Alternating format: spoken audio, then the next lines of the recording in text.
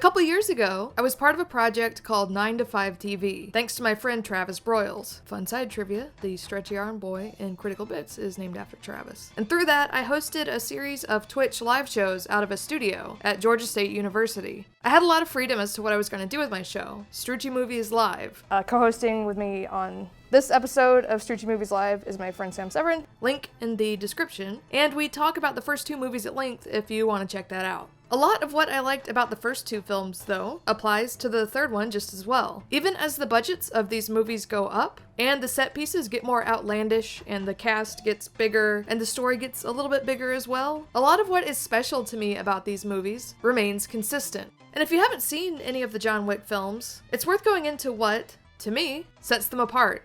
On top of them being just gorgeous, tautly made, fun as hell action spectacle movies, clearly made by people who love and respect filmmaking as a craft. For example, gender and masculinity and relationships between people of different genders in a John Wick film are all a little different from a lot of other high-profile American action films that I've seen. There's something really exciting about getting to watch a fight scene of a man and a woman fighting, because they're so rare that the circumstances would come up to make that okay, like where it is they're two equally matched assassins. Instead of like, oh, I gotta be gentle on the lady who's trying to kill me, like I have to be very dainty. She has enough skill and enough strength and brawn to make this like a reasonable match of bodies. The only other time you see women in good fight scenes is when it's against other women, and there's this like kind of sexual aspect to that, which I love.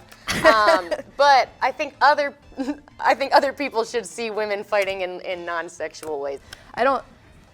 It's not like, oh yeah, give me like men punching women and movies. It's just like having as an evenly matched opponent, because there's so much stuff where it's like I did a video on this anime called One Piece, and I talked about the representation of women is kind of, I don't like it, whatever, and people are like, oh, well, women are just weaker than men in real life, and I'm like, One Piece isn't real. I love the costume design in these movies, especially in 2 and 3. Outfits and character aesthetics are very deliberately slick and stylish and elegant, and often over the top without being silly. And many of the characters, and not just the villains, have an androgynous quality to how they present themselves, Wick included. Baba Yaga, Wick's nickname whispered in hushed tones by those who fear him, is translated as Boogeyman for the film. We call him Baba Yaga.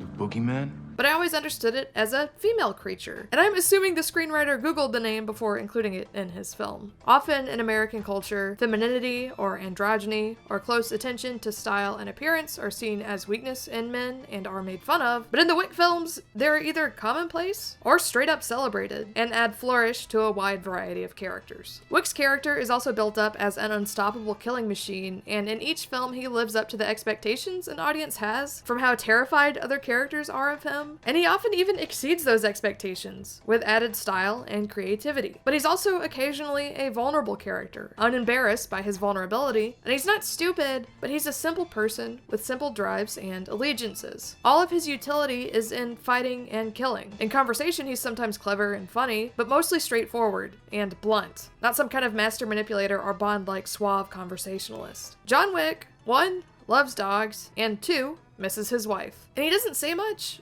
not because he's like an enigmatic man with no name with unmined depths, but because he doesn't have much to say. This simplicity and lack of a need to shoehorn in side plots with love interests or prolonged sex scenes or interpersonal drama give the action much more room and shift the focus of every element of the film to those action set pieces. There's a likable character backbone, not a lack of character due to bad writing, just here's who he is, here's what he does, here's why he's mad, now go. And every element of the story and filmmaking can then be funneled into just some of the most invigorating, engaging, brutal, and meticulously choreographed action scenes I've ever seen. Honestly, maybe some of the most meticulously choreographed scenes generally I've seen out of any genre of film. The third film especially is full of these. I describe them, but I don't want to spoil them. I'm so happy that the third film kept the very, very over-the-top tradition of having on-screen titles during key moments. They're an example of how sincere and straightforward these films are. There's an occasional self-aware or meta quality, especially in the first film.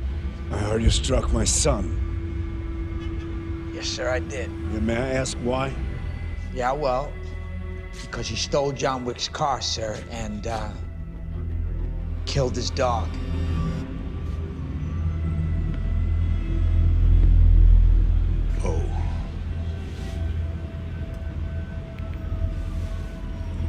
and a sharp intelligence both to the characters and to the films formally, but none of the Wick movies take themselves too seriously, and the total commitment to a unique world with its own logic and rules and customs and aesthetic and a total lack of pretension make the films way more fun and endearing than they'd be if they were humorless or self-serious. There's certainly a brutality to the Wick movies. They are about assassins, after all, and if you don't like movies with very high body counts, then you probably won't enjoy them. But rather than being nihilistic or needlessly cruel, the brutality kind of oscillates from borderline slapstick, which 3 has a lot of, to elegant and fluid, to immediate and ruthless close quarters combat fighting for survival. 2 and 3 especially have a lot of quick injections of distilled plot, brief exposition, terse conversations, those on-screen titles to emphasize a really important line of dialogue that serve to bridge the huge action set pieces that make up the bulk of these movies. The third John Wick might be my least favorite of the 3, but it's only because I love the first 2 so much. While Mark Dacascos is great in this film, his John Wick fanboy assassin character is both scary and ruthless and also very fun to watch and very likable. I really loved Common and Ruby Rose in the second film, and their screen presence, especially in their respective fight scenes, is just hard to beat. Honestly, in some scenes, in 2 and 3 especially, it's comical in a fun, semi-deliberate way that almost but not quite breaks suspension of disbelief.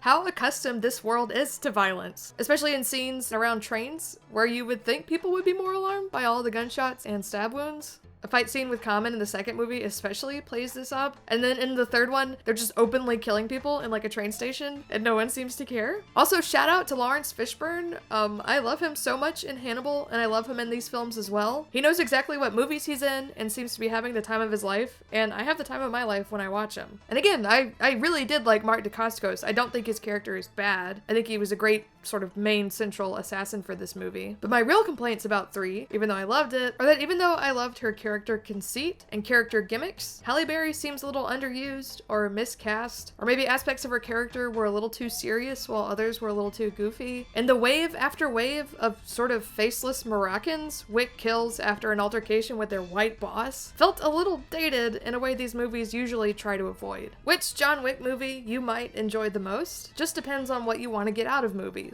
This one has some of the most fun and bizarre kills, and most creative and impressive uses of various weapons, along with various props as makeshift weapons, again, without spoiling anything. The first film has the most fun, meta, here's how you make an action movie distilled to its finest parts, moments, and best dialogue. The second one has my favorite rival assassins, not just the main 2 that I mentioned, but the cast overall, and probably my favorite minor characters out of all 3 films, including Peter Serafinowicz and Peter Stormare, 2 of my favorite character actors. And the third, again, has the most fun and outlandish action scenes. I didn't see either of the first 2 John Wick films in a theater. I first saw them on video on demand after they'd been out for a while, so I was very excited to be able to see 3 with a crowd. But then I didn't have the most excited crowd with me, even though the theater was sold out, which was kind of a bummer. I know it's been out for a while, but if you're able, try to go to a packed and rowdy screening. I'm probably going to try to see this again with a better crowd, where my friend and I, and the random guy who ended up sitting between us because of assigned seating, aren't the only ones laughing at brutal action gags, are the only people who seemed into the majority of the film. Because if there's one spectacle movie where communal excitement is not only warranted, but encouraged and expected,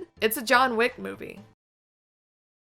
Thank you for watching. If you'd like to support me making more videos, I have a Patreon and a Ko-fi. My channel has a ton of other film reviews, video essays, short films, all sorts of stuff, and I'm also on an actual play podcast called Critical Bits. Links to my Patreon and Ko-fi and the podcast in the description, and thanks!